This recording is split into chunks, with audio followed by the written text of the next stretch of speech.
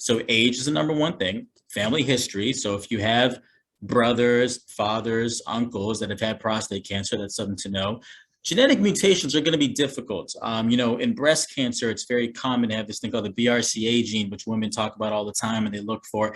That is also something that predisposes men to prostate cancer. So if you have a strong family history of breast cancer, from the female side of your family, that can also potentially mean that you have a mutation for prostate cancer. But this is kind of less likely. And the fact that it's so common anyways, it doesn't really matter too much about digging into the genetic history.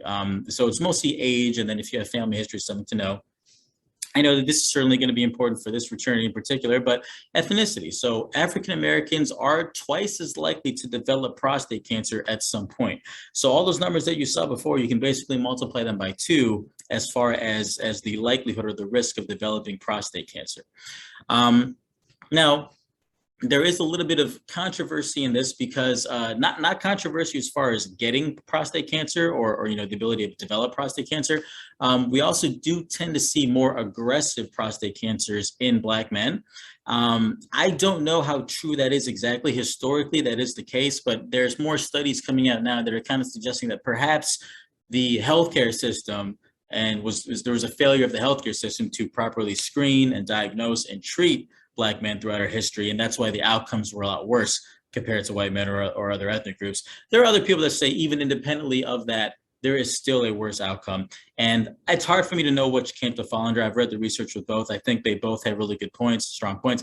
I am going to take the cautious route, and whenever I present this to an African American, I will tell him, look, historically, these cancers are a little bit more aggressive and you are more likely to be diagnosed with it. I mean, if they're in my office, they've already been diagnosed with it, but I do tend to be more on the aggressive side because at the end of the day, if it's a controversial topic, I'm going to err on the side of what can I do to help cure the patient or give the patient the best outcome.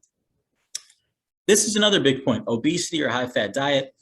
And then occupational risks. So a lot of people ask me this, and it's a very justified question, what can I eat to prevent, getting cancer, whether it's prostate or anything else? What can I do, diet-wise, exercise-wise, what do I have to avoid? And the fact of the matter is, even though there probably is some link between obesity or a high-fat diet and cancer in general, just because when you have fat, you lead your body to have more inflammation inside the body. And that when you have more inflammation, the body tries to correct it. And when you try to correct it, you end up proliferating cells, and that can cause cancer. There probably is a link with prostate, though it's hard to identify just because it's so common in general. You don't have to be obese to get prostate cancer by any means. Plenty of skinny patients have prostate cancers too. So it's difficult to make that connection.